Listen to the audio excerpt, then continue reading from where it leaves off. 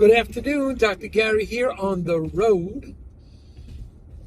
We are dental practice brokers nationwide. The name of our company is Healthcare Practice Sales LLC, or Nationwide Practice Brokers, Nationwide Dental Practice Brokers. Anyway, today's topic is sequel. 1 month after the dentist suddenly passed away. We'll talk about what's happening now. As you know, we are now available to you 363 days a year. We work every day except Christmas and Easter. Our phone number is 201-663-0935. And our website is dentalpracticeguide.com or nationwidedentalpracticebrokers.com. So that's how you can reach us. Sorry. And it's 8 a.m. East Coast time till 9:30 p.m. You can reach us. We answer the phone essentially every day. Every day except Christmas and Easter. Call us. Now, the information you're about to hear is for entertainment purposes only. It is not legal or business advice. We have a great team of 10 employees, including 2 CPA accountants, marketing director, operations director, and 5 development acquisition team. So we have a great team working around the clock for you. Call us. We'll always give free advice. And if you want ideas about appraisals, we can help you with an appraisal also. Now, if you are thinking about selling to a large DSO or one of those corporate dentistry things, we can help you. They will often pay our commission, so there's no commission to you. Plus, on top of that, if you work with us, often we can get your legal fees reimbursed upon successful closing, depending on certain criteria. But we can help you out there with that. So you won't have commission, you won't have legal fees. So please give us a call. Legal fees, again, will be reimbursed at successful closing. So, getting on today's, we've been doing this now for 13 years as dental practice brokers, and I was a dentist for 25. And we enjoy what we're doing. We're passionate about what we're doing, get involved in every single deal. Okay?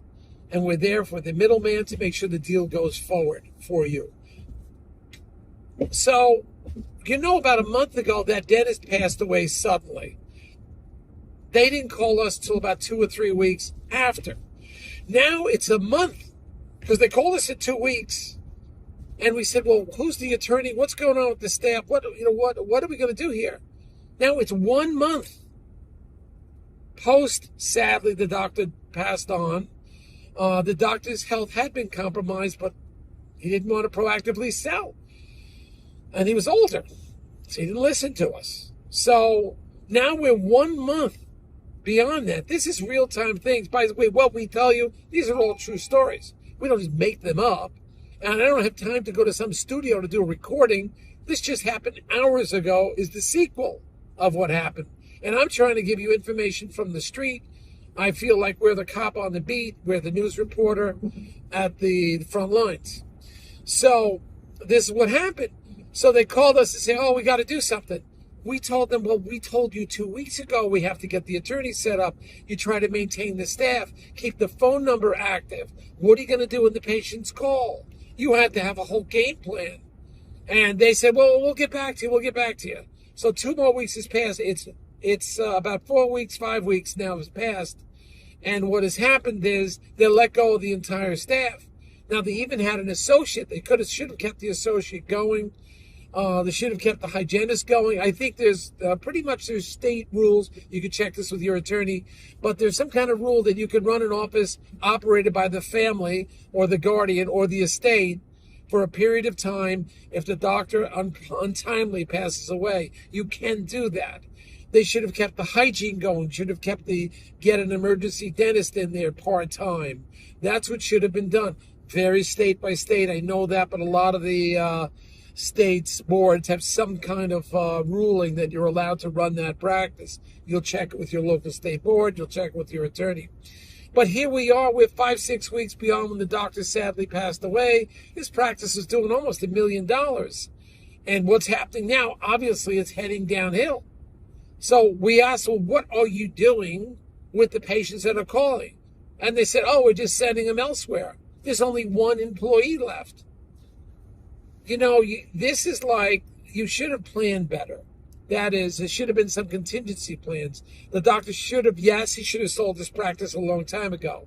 Or secondly, if he knew his health was compromised, should have began thinking, well, if you're not going to sell it, if something happens, we should be prepared at least to do the record sale. At minimum, sell the records. And now what's going on is like, how many records are there? Are the records available? Were you computerized? You're not computerized. What do you do? You need some level of organization. You need an attorney. A dental attorney should be all over this right now. You should have that hired. Advertisement, not advertising, should be calling your local dentists to try to sell the records. And then what's the value of the records? What type of practice was it? Was it fee for service? Was it PPO? Was it Medicare? If it's a Medicaid type practice, it's going to be hard. All right. But, you know, steps had to be taken. Proper planning should have been done. Now we're 4 or 5 weeks later. What do? Yes, we could still rescue. Maybe we can get 25%, 26% as a record sale. That's maybe. Now that doctor's passed away, it's every day the goodwill drops and the value drops. And, you know, I think they're looking for like 20 cents on the dollar now. And the only one you could sell those records to is somebody within about 5 to 8 miles away, depending on where you are. If it's a city, it's a lot smaller, you know, concentration. But in the suburbs, maybe you try to find dentists within 5 miles, but the average practice is 3 to 5 miles where the patients come from. So something has to be done. So we're dealing with some chaos here. I don't know what's going to happen. It's hard on us. We're trying to help out, but this is what your estate's going to be dealing with. And the amount of money that's lost, forget it. We're talking about hundreds of thousands of dollars have been lost in valuation because we all waited too long. I don't know why. We tried to tell the doctor your health is compromised. This is something you should be selling now. And he had a very positive attitude, but, you know, what are you going to do? You're much older and you have a serious health problem. Get the thing sold. He was stubborn and just wouldn't let it happen. So here's where we are, and we're dealing with this right now.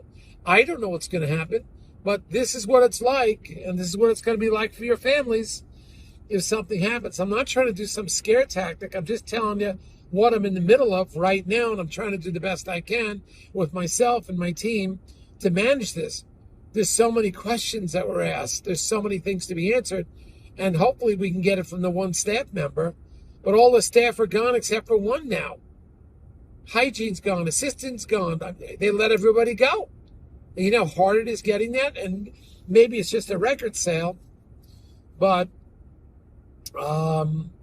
still, the new doctor's office may not have the staff to absorb it, and it's hard to get staff, so possibly they wanted the staff. So what are you going to try to do? Grab those staff and pull them back in? They probably have jobs already. So this is what I'm going through. This is tough right now for the doctor's family, and it's just tough for everybody. So do your proper planning ahead of time.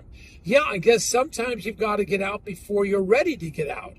Sometimes you've got to take the best you can get, sell that practice, and not hold out anymore. And at least you're preserving the capital, because now we're talking hundreds of thousands of dollars are gone, and you're putting that stress on your family.